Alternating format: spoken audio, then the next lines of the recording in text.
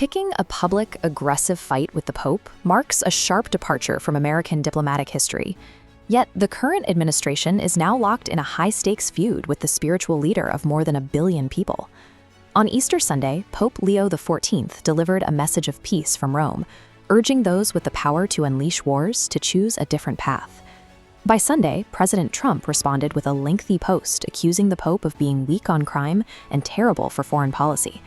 The visual escalation was even stranger. The president shared a picture depicting himself as a Christ-like figure, which was later removed, while an image of him in papal garb remained online. At the center of this clash is a specific claim from the White House that the Vatican rigged the papal conclave to elect an American specifically to counteract the Trump administration. This raises the question of whether the Vatican engineered an election to influence U.S. politics, or if the administration is applying partisan logic to an institution that operates on spiritual doctrine. The first policy collision centers on the U.S. border. Pope Leo has explicitly questioned whether the harsh treatment of immigrants is consistent with being pro-life. The administration maintains a rigid approach to border enforcement, viewing it as a core promise to the political base that elected them. The Pope's counterweight is the ancient text of Matthew chapter 25, verse 35, which mandates treating the vulnerable with dignity. Leo's position acknowledges that every country has a right to determine its borders, but strictly mandates the humane treatment of the individuals crossing them. These statements stem from a required application of existing Catholic social teaching. Treating these scriptural mandates as political potshots misreads the Pope's role as a spiritual leader.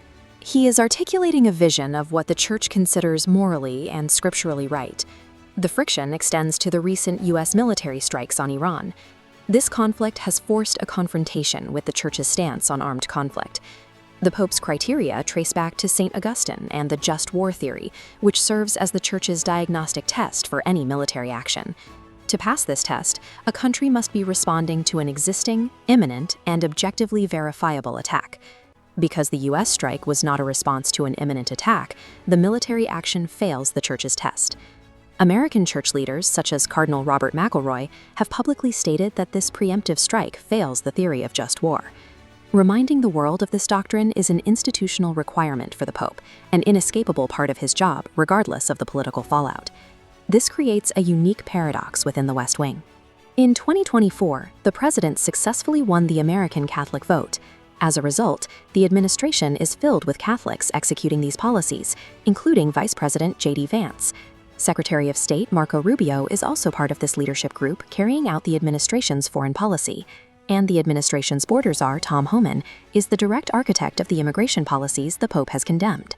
These leaders find themselves in a moral crossfire, executing a worldview that their own Vicar of Christ considers morally and scripturally wrong. The administration's conspiracy theory suggests that the Vatican specifically installed an American adversary to hector the president. Conclave members like Cardinal Christophe Pierre have debunked this, clarifying that the selection was about the future strength of the Church, not creating a foil for Donald Trump. Pope Leo was reportedly surprised by his own selection, resigning himself to the role with a simple prayer: "Here we go, Lord, you're in charge." Transactional politics has its limits. The Pope has stated he has no fear of the administration, moving from an immovable position of faith. The views of the Church do not fit neatly under American political labels. This makes modern political pressure ineffective against an institution that believes it answers only to God.